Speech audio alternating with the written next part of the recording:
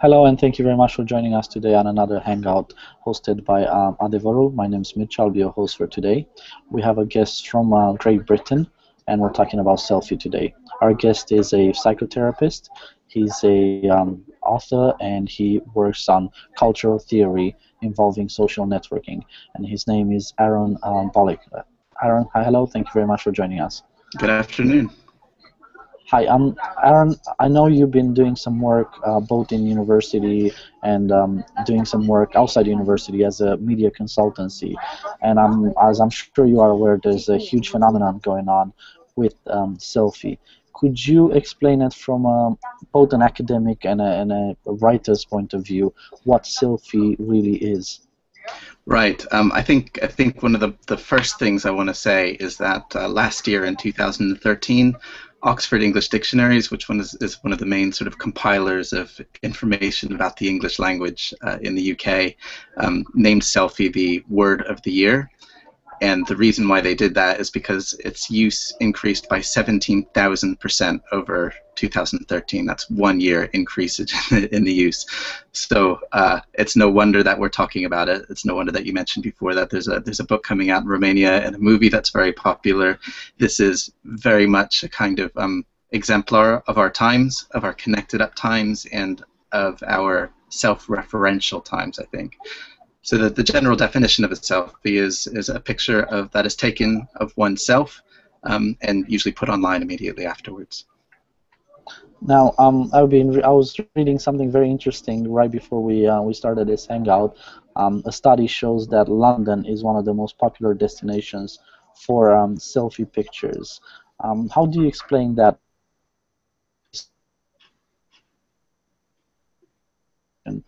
Is there something within the British culture or in the British way of relating on social networking that makes London and UK in general a popular destination for selfie-type pictures? It's an interesting question because stereotypically, at least, the British tend to be very reserved, and you wouldn't expect them to be the first the first nation, in a sense, for taking selfies and posting them up.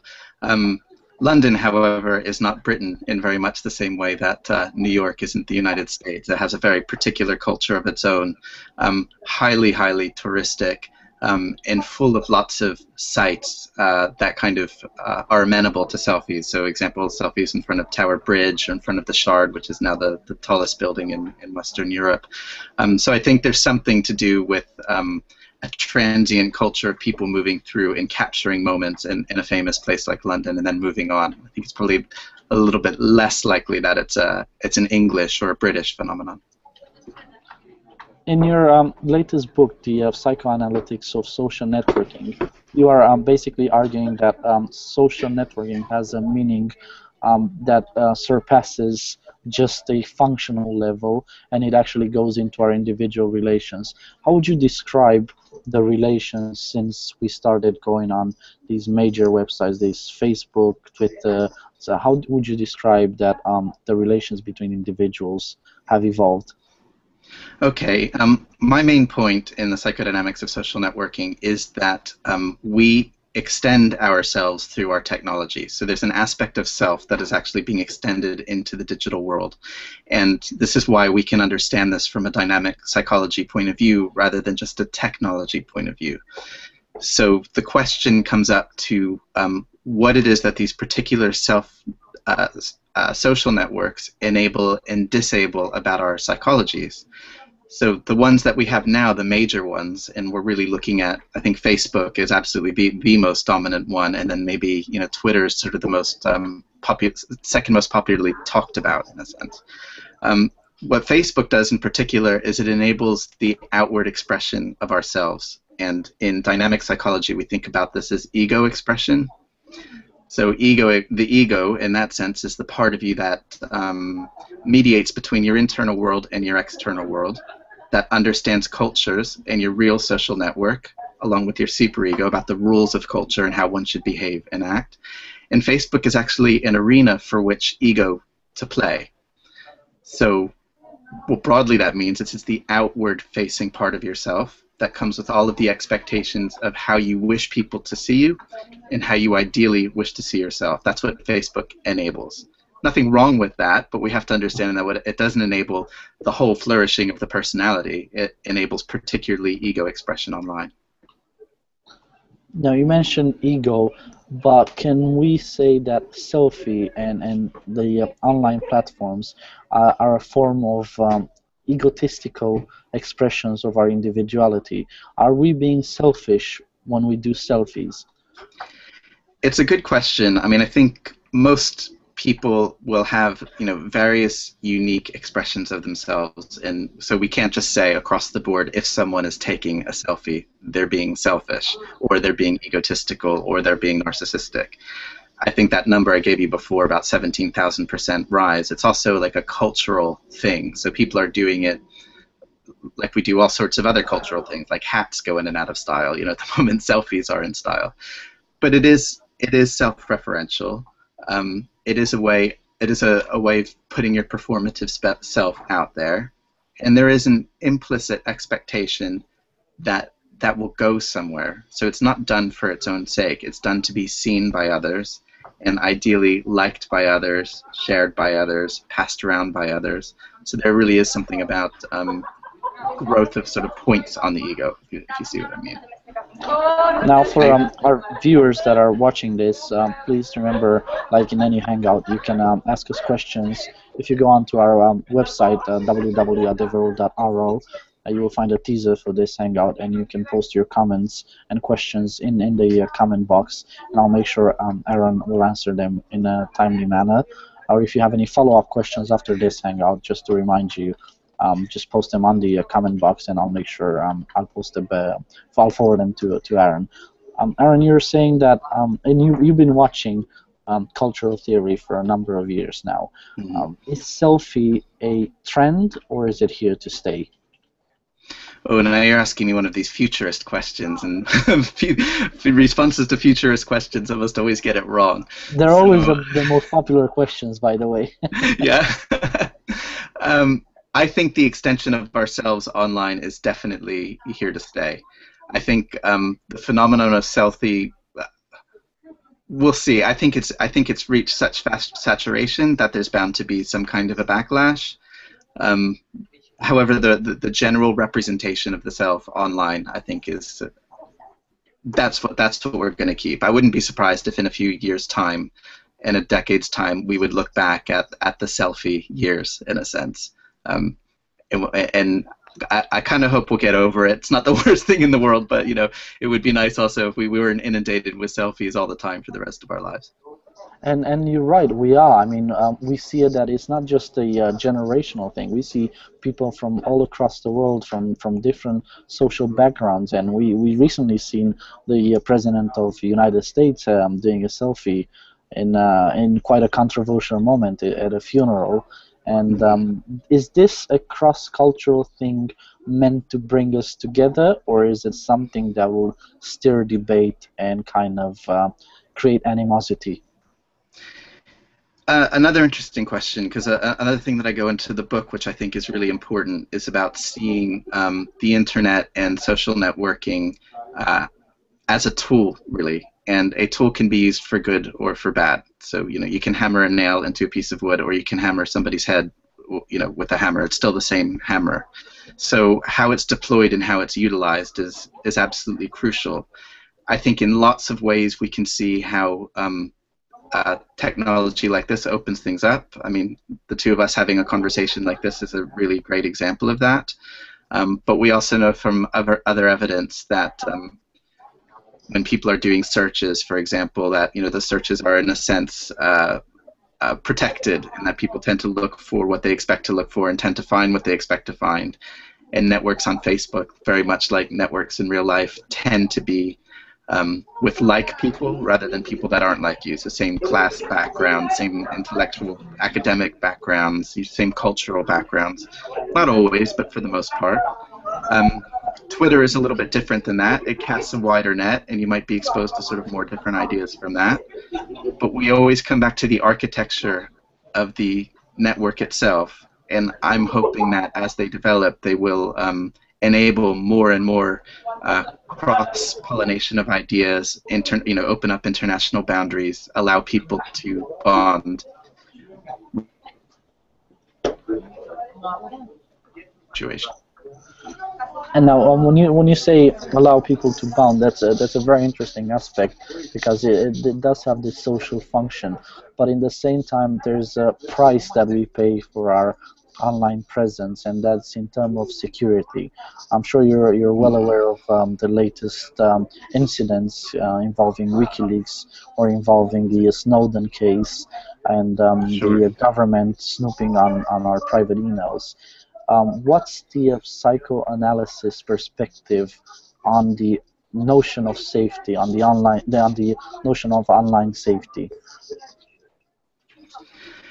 Okay, well, I talk about this in the book also, particularly with regard to individuals, but also how individuals collectively are experiencing this. And what I call this is a virtual impingement.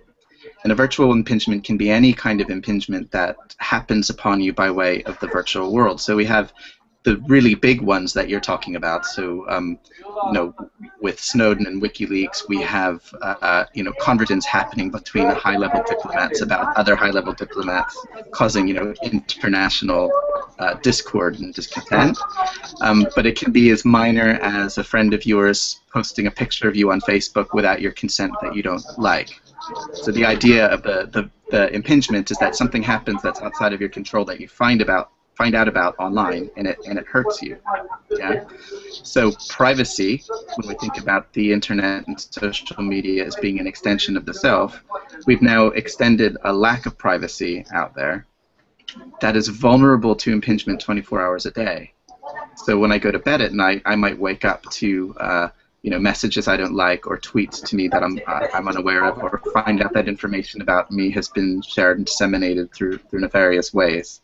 So I think there's quite a high level of vulnerability. Previously, someone would have to break into your flat to get to your private records.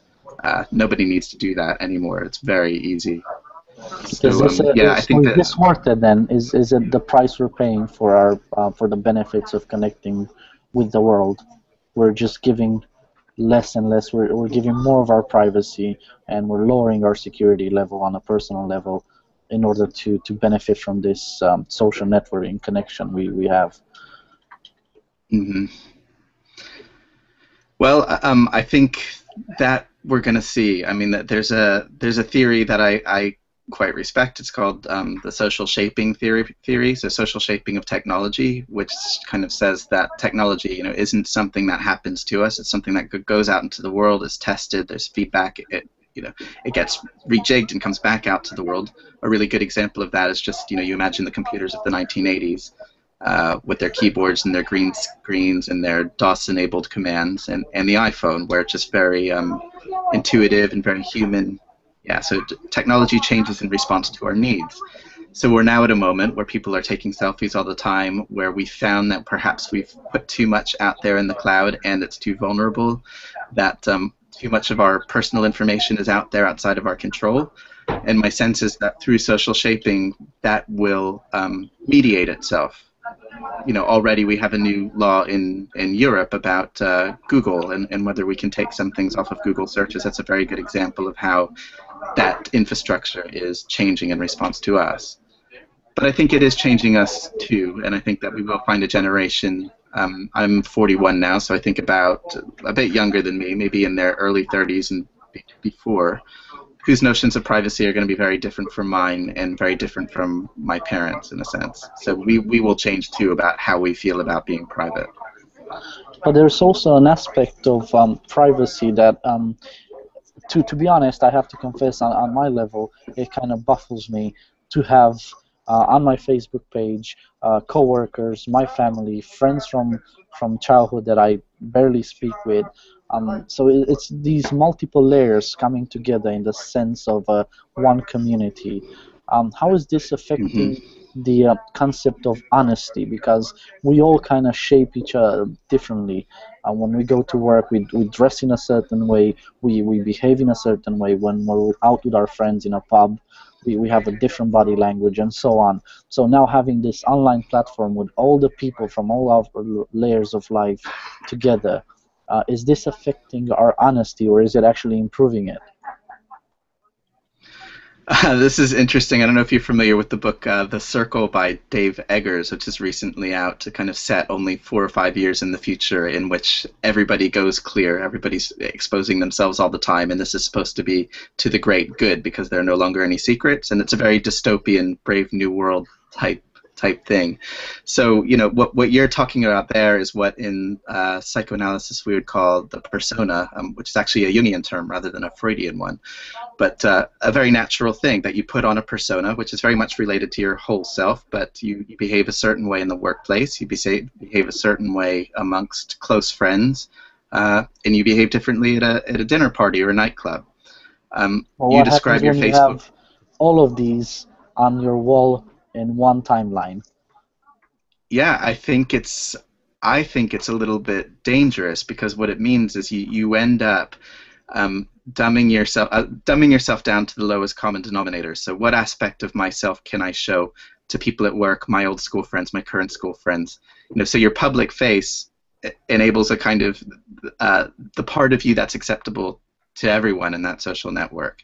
And I think Mark Zuckerberg said within the last few years, you know, the idea of separate identities it's over. You know, we're just one person today. You know, psychoanalysis, since its start, has said, you know, absolutely not. We're not one person. We've got our ids, which are full of passions and, you know, aggressive instincts and, you know, the wish to destroy and, you know, stuff that you absolutely wouldn't display in public. And then we've got, through more recent psychoanalysis, object relations, you know, how you identify with your mother and your father and the people around you, and that the aspects of those people are inside you. You know, we are multiple inside. But some aspects of social media require that we become one person. So I think it can potentially dumb down a kind of personal creativity. I understand. I just want to go back to the selfie notion for a little bit, because we actually have a Romanian author that is going to publish a book about selfie pretty soon, within the next few weeks. And in Romania, we had like you mentioned, a movie that is highly successful about selfie. It's called Selfie, and it's actually not just about the pictures itself, but it is about a generation of young people just living life to the fullest. When it comes to love, to the notion of love, and this is from a psychoanalysis point of view, how does social networking, and in particular selfie, relate to the notion of building emotions and building concepts around this idea of love? Mm-hmm. Okay, well, we have an old-fashioned distinction between sort of, you know, romantic love and, you know, attachment love, yeah? And usually, you know, ideally, in a sense, of a variety of ways, you know, one generally turns into the other, or when it turns into the other, people get bored and they get out of the relationship. So people tend to enjoy romantic love a little bit more than attachment love. In relation to social networking and selfies, a lot of that exists in the first kind of love. So romantic love is not necessarily about loving the other person. A lot of that has to do with loving the idea of the other person, and that through a process of interrelating, you begin to get closer and closer to the real other person, and that's when you start to get, you know, irritated on the one hand because they're not who you want them to be, but we fall more in love on the other hand in an ideal circumstance because they're more complex and you can work through your differences, and it makes for a deeper bond. Across social networking, it's very easy to remain in the first half because you're responding to other people's chosen images of themselves, their outward-leaning parts of themselves, how they wish to be perceived. There's less complex information, so you're not getting, most of the time anyway, you know, tone of voice, body language, live body language, all the kind of interpersonal cues that you get in a live interaction. So whenever you're missing that, you feel that with fantasy and transference and projection. So it might be likely that you fall in love with somebody, and then when you meet them in real life, it's very hard to make that transition into attachment love, because they're not who you expect them to be or not who you want them to be. So can we still talk about the idea of romance online, or is this gone? Because what we've seen is not only a connection in social networking, but we see an explosion of websites, of dating websites that are actually kind of exploiting into what you were saying earlier, into this need of being accepted and loved and building social relations. And but how does this play against the concept of classical romance? Yeah, I mean, again, it's an extension, so it's how this extension is used. I mean, I read somewhere recently that actually people who meet on online dating websites, you know, there's a high correlation to them meeting in real life and getting married and having some good relationships. So there's no way in which I'm saying this is a bad thing for love. It's a matter of the transition. So when I encounter somebody online, it is really them. I'm not saying it's not them, but it's a representation of themselves. So the trick is in transiting from that online stuff with so much fantasy to being able to tolerate the difference and the anxiety that comes up with real physical intimacy that isn't mediated through a screen or through, you know, words that you choose very carefully when you're deciding what to share with somebody. Right. I just want to ask you one last question on this idea of selfie and social networking, and it has to do with the political, or more of a social function of it. We've seen politicians, like I've mentioned, we've seen public figures using social networking more and more in political campaigns and addressing their messages, sometimes posting their resignations or their bids to join the some sort of political race, and some of them do try to approach the general public through being down to earth, so to say, as in having selfies and having these casual meetings online. Is this a new tool that politicians use, or is it a genuine expression and desire that they have like the rest of us? Is this a way to bring politics closer to the society, or is it just a fake or a tool to gain more votes? Yeah. This question gives me a relief, because actually what happens is politicians do manage to bear themselves, much to their own chagrin, through a variety of ways in which they expose themselves in ways they would prefer not to. So it's not one way or the other. So if you have someone who is au fait with social networking, that they really are down to earth, they get it, you can tell. So in a sense, Barack Obama has this capacity to, you know, take a selfie or tweet something and people believe it. You know, I think that the picture with his family was one of the most retweeted things in the world. Our Prime Minister, David Cameron, you know, when he takes a selfie and tweets it, it looks completely, you know, it does not look genuine. It looks tried, you know, it doesn't connect. So the tool ain't gonna do it for you. You know, it is, even though it's a persona thing, your persona is a very real extension of yourself, and if you're awkward in your persona, you know, you may be awkward across a tweet. Conversely, you might be very awkward in face-to-face encounters and be able to tweet very well because you're adept at that. So, you know, each case has to be looked at individually, but it's not going to fix anybody's political campaign one way or the other. Probably will destroy more than it makes. Well, we've certainly seen loads of cases of that, and even in Romania we had quite some interesting social networking bloopers, so to say, with public figures.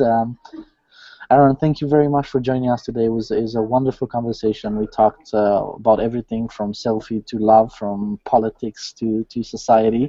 I'm sure there's much more to talk about, and if our readers are interested in the topics and are interested in your ideas, they can visit your website.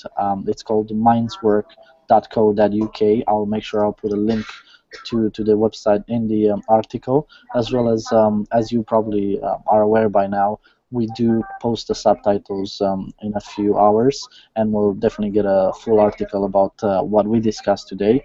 Aaron Balick is a psychotherapist, and you can find him on his website. You can follow him on Twitter as well, as you've seen in his description there. I'll put a link to his Twitter as well. Thank you very much, Aaron, for joining us, and thank you to our readers that watch this live. Thanks, you. It was a real pleasure. Take care. Bye-bye. Bye.